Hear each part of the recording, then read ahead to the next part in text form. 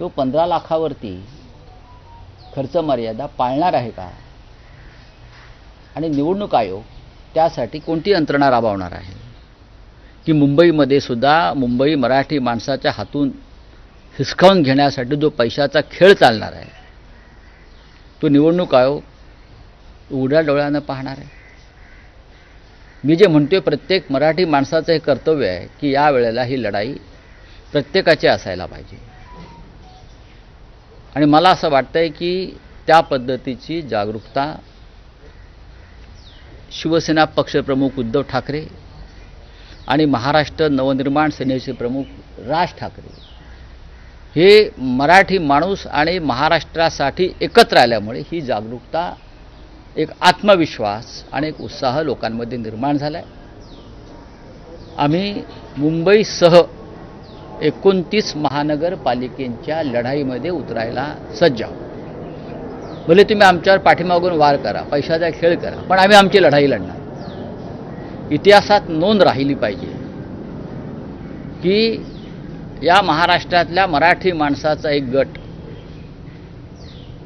मुंबई मराठी माणसापासून तोडण्यासाठी, उद्योगपतींना देण्यासाठी असूसलेला असताना शिवसेना, महाराष्ट्र नवनिर्माण सेनेतले लोक हे मुंबई वाचवायला, मराठी माणसाच्या हातात मुंबई राहण्यासाठी शौर्यानं, धैर्यानं या लढाईमध्ये उतरले होते. ही इतिहासात नोंद राहील आणि त्यानंतरच लोकांना कळेल गद्दार कोण या महाराष्ट्राचे आणि खुद्दार कोण. पण सर, तुमची अधिकृत युतीची घोषणा अजून झालेली नाही, जागा वाटपाची झाली, ते झालेलं आहे का किंवा ते कधी होऊ शकतं? तुम्ही महायुतीला हा प्रश्न विचारता का?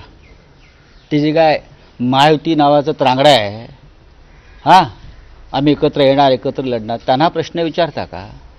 नाही ना. पण ठाकरे बंधूंना हा प्रश्न का विचारता?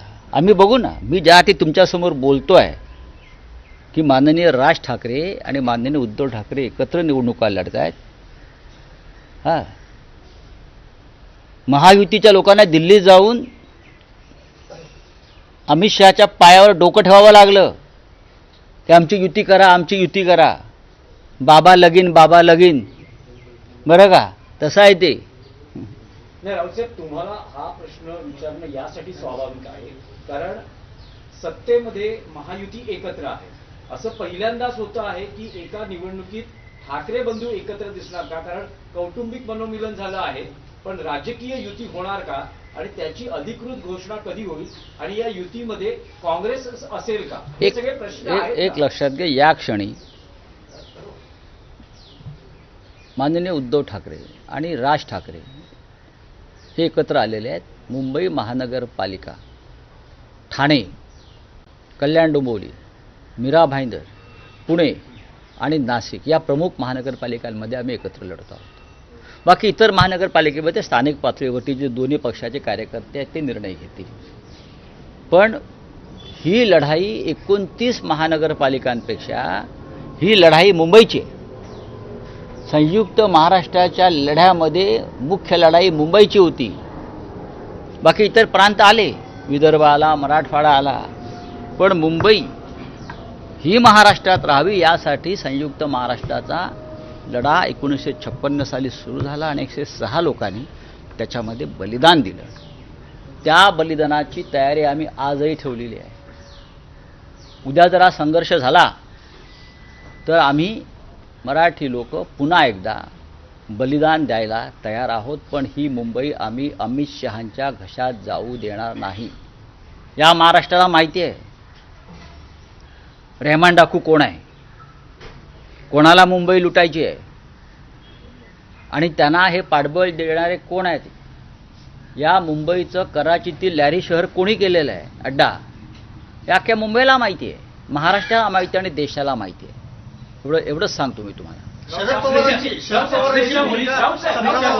स्पेसिफिक प्रश्न आहे. उद्धव ठाकरे, राज ठाकरे यांच्या राजकीय युतीची अधिकृत लवकर येत्या आठवड्यामध्ये ती घोषणा व्हायला हरकत नाही. हे पहा की आता जी प्रक्रिया सुरू झालेली आहे, नॉमिनेशन्स, विड्रॉल, ती 30-31 तारखेला संपते माझ्या माहितीप्रमाणे. 1 तारखेनंतरचे पुढले 13-14 दिवस हे प्रचाराचे आहेत. आता जे दोन पक्षप्रमुख एकत्र येतात त्यांचा काहीतरी कार्यक्रम ठरलेला असेल ना घोषणा करण्याचा, की हे आम्ही एकत्र आहोत, अशा पद्धतीने आम्ही जागा वाटप केलेलं आहे. ही भूमिका आमची मराठी माणसासंदर्भात आम्ही एकत्र येऊन काम करण्याची घेतलेली आहे. हे जर असेल तर तुमच्या मनामध्ये अशा शंका येता कामा नयेत. काँग्रेस सोबत असणार का? काँग्रेस- तुम्ही काँग्रेसच्या वरिष्ठ नेत्यांशी बोलणार होता. काँग्रेस या क्षणी सोबत आहे असं मला दिसत नाही. मला मागे म्हणालो की बिहारच्या निकालानंतर त्यांच्यामध्ये आत्मविश्वास वाढलेला आहे, हे मागे म्हणालो मी. खरं म्हणजे त्याने आमच्याबरोबर मुंबईच्या या लढाईत असायला पाहिजे होतं, ही आमची भूमिका आहे. आम्ही त्यांच्या वरिष्ठांशी बोललो पण त्यांनी ती बाब स्थानिक पातळीवर सोडलेली आहे. नेहमीप्रमाणे ही बाब त्यांनी स्थानिक पातळीवर सोडलेली आहे आणि स्थानिक पातळीवरील नेत्यांना आमचं आव्हान कायम असेल की तुम्ही वेगळी चूल मांडून भारतीय जनता पक्षाला मदत होईल अशा प्रकारच्या भूमिका कोणी ह्या मुंबईच्या लढाईमध्ये घेऊ नये. लोक हे विसरणार नाहीत. भविष्यात लोकसभा विधानसभेच्या निवडणुका येणार आहेत, हे लक्षात घ्या. एवढंच मी त्यांना हे सांगितलं. झालं काँग्रेस तर शरद पवारांचं काय? नाही, शरद- संभ्रमावस्था वाटते शरद पवारांची. स्थानिक नेते असं म्हणतात, काँग्रेसचे स्थानिक नेते असं म्हणतात की शिव्या देणारे, मारहाण करणारे यांच्याबरोबर आम्ही कसं काय जाणार? आम्ही शिव्या देतो? आम्ही शिव्या देत नाही का? मराठी माणूस आहे. एखादी गोष्ट नाही पटली, अन्याय झाला की तो उसळतो. का असतं शिव्या वगैरे? परवा अमित शहानी संसदेमध्ये शिवी घातली, साला.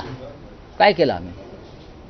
संसद बंद पाडायला पाहिजे होती, बंद पाडायला पाहिजे. तुम्ही सहन करताय ना सगळं. कोणत्या शिव्या घातल्या, कोणाला शिव्या घातल्या? जे महाराष्ट्राच्या मुळावर येतील त्यांना जोड्यानं मारलं पाहिजे आणि त्यांना शिव्या घातल्या पाहिजेत. नाही, जे शत्रू आहेत महाराष्ट्राचे, जे दुश्मन आहेत महाराष्ट्राचे, जे मुंबई आमच्यापासून तोडायला निघालेले आहेत, जे मराठी माणसाला त्याच्या अस्मितेला सातत्यानं अपमानित करत आहे, त्यांना शिव्या नाही घालत आहे का ओव्या घ्यायच्या? आम्ही घालू ना शिव्या. सर तुम्ही काँग्रेसबद्दल सांगितलं, शरद पवार यांची संभ्रमावस्था दिसते का? चंदगड पॅटर्न जो नगरपालिका निवडणुकीत अवलंबला तो बऱ्याच ठिकाणी पाहायला मिळतो. पिंपरी चिंचवडमध्ये दोन्ही राष्ट्रवादी एकत्र आलेले आहेत. नाही, त्यांच्याशी स्वतः मी चर्चा करणार आहे जाऊन. सुरुवात झाली आहे काल. त्यांचाही आग्रह आहे की मी शक्यतो बाहेर पडू नये, पण मी गेले काही दिवस राजसाहेबांनाही भेटतो आहे. आजही मी त्यांना भेटणार आहे. चर्चा ह्या निवडणुकीत संवाद हा चालू ठेवायचा असतो. मी या चर्चा झाल्यावरती उद्धव साहेबांच्या संमतीनं मग मी थोडासा परत थांबेन. पण शरद पवार आणि त्यांच्या पक्षाची फार मोठी भूमिका मुंबईत नाही. मुंबईच्या बाहेर नक्कीच राष्ट्रवादी काँग्रेस पक्ष शरद पवार साहेबांचा आहे आणि आमचं आव्हान सातत्यानं आहे की आपण राज्यात एकत्र लढायला पाहिजे. आता अजित पवारांबरोबर त्यांच्या काय भूमिका आहेत हा त्यांचा अंतर्गत प्रश्न आहे, एवढंच मी सांगेन. राऊतसाहेब, जसे काही बॅनर्स, पोस्टर्स मुंबईत लागले होते की मराठी माणसा जागा हो, सावध हो, तसे काही बॅनर्स, निनावी बॅनर्स लागलेले आहेत ज्यात असं म्हटलं जातं की जे हिंदुत्वाचे झाले नाहीत ते मराठी माणसाचे काय होणार? मुंबईकर जागा हो, एका परिवाराच्या नादी लागू नको, मुंबईचा रंग बदलू देऊ नको आणि BMC is not a family business. BMC हा फॅमिली बिझनेसच आहे. ठाकरे परिवाराने ही मुंबई गेले 35 ते 40 वर्ष एक हाती मराठी माणसाच्या हाती देण्यासाठी जो त्याग केलेला आहे. मी ठाकरे कुटुंबाचा उल्लेख करतो. आधी हिंदुहृदय सम्राट बाळासाहेब ठाकरे, मग उद्धव ठाकरे. मुंबईचे लुटारू गेल्या 4.5-5 वर्षामध्ये कोण आहेत हे महाराष्ट्राला कळलेलं आहे. जे हिंदुत्वाचे होऊ शकले नाहीत म्हणजे काय? अमित शहा सांगतील ते हिंदुत्व नाही, किंवा अमित शहा सांगतील तो शिवसेना पक्ष नाही. ज्या दिवशी हे सत्तेत नसतील तेव्हा यांना कळेल खरे हिंदुत्ववादी कोण होते ते. अमित शहानी आमचा पक्ष फोडून निवडणूक आयोगाच्या मदतीनं, न्यायालयाच्या मदतीनं जर कोणाला सुपूर्द केला असेल तर ती डकैती आहे, डाकूगिरी आहे, चाचेगिरी आहे. त्याच्यावरती विचारधारा ठरत नाही ना. हिंदुत्वाच्या अनेक प्रश्नावर, मराठी माणसाच्या अनेक प्रश्नावर गेल्या काही दिवसामध्ये जे निर्माण झाले त्याच्यावरती ही मिंधे सेना तोंडात मिठाची गोळणी घेऊन गप्पा बसलेली आहे. अनेक प्रश्नावर हिंदुत्वाच्या आम्ही सांगतो तुम्हाला हे अमित शहाचे मिंदे आहेत. हा पक्ष अमित शहाचा आहे. हा पक्ष ना शिंदेंचा ना अन्य कोणाचा. अजित पवारांचा पक्ष आणि एकनाथ शिंदेंचे पक्ष हे अमित शहांच्या मालकीचे पक्ष आहे. नाही, रावसाहेब, पण सत्तर तर येत्या आठवड्यात युतीची घोषणा होणार असून आपण आज राज ठाकरेंची भेट घेणार आहोत असं संजय राऊत म्हणालेत. यानंतर थेट जाऊयात चंद्रशेखर बावनकुळे बोलतात. माननीय मुख्यमंत्री देवेंद्र फडणवीसजींनी मला महसूल खात्याची जबाबदारी दिल्यानंतर या राज्यामध्ये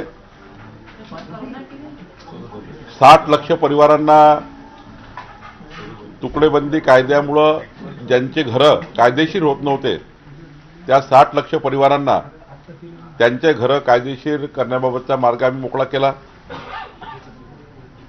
एनएमध्ये सनद नावाचा एक डॉक्युमेंट असायचं, ज्या डॉक्युमेंटसाठी लोकांना घरं बांधताना, औद्योगिक विकास करताना, व्यावसायिक विकास करताना अडचणी तयार व्हायच्या. सनद आता काढून टाकली. त्यामुळं आता केवळ प्रीमियम भरलं तर कुणाच्याही घरी, कुणाच्याही ऑफिसमध्ये जायची गरज नाही, तहसीलदार एडीओकडे जायची गरज नाही. प्रीमियम भरलं की ऑटोमॅटिक सनद आणि येणे हे या ठिकाणी घेण्याची गरज नाही आहे. हा निर्णय जवळपास या राज्यातल्या सर्वच औद्योगिक, कॉमर्शियल आणि रेसिडेन्शियल यूज करणाऱ्या त्या आरक्षणाच्या मध्ये असलेल्या लोकांना याचा फायदा होणार आहे. खरं तर पुढच्या काळामध्ये अनेक गोष्टी आम्ही करण्याचा विचार करतोय. जे क्लिष्ट महसुली कायदे आहेत त्यांना सुधारणा करण्याचा आपण निर्णय करतोय. शेतकऱ्याच्या शेतात पांधन रस्ते बांधकामाकरता मुख्यमंत्री बळीराजा पांधन रस्ते योजना आम्ही आणलेली आहे. विद्यार्थ्यांना आता त्यांच्या डॉक्युमेंट करता स्टॅम्प पेपर लागणार नाही. कुठलंही डॉक्युमेंट काढताना विद्यार्थ्यांना caste certificate, validity certificate, domicile certificate, कुठलंही डॉक्युमेंट कुठलाही त्या ठिकाणी स्टॅम्प पेपर लागणार नाही. आपसामध्ये जर वाटणी करायची असेल वडिलोपार्जित प्रॉपर्टीची, त्याला 500 रुपयांमध्ये त्याची रजिस्ट्री होईल. त्याला मुद्रांक शुल्क किंवा कुठलीही स्टॅम्प ड्युटी लागणार नाही. असे 38 निर्णय आमच्या खात्याने घेतलेले आहे.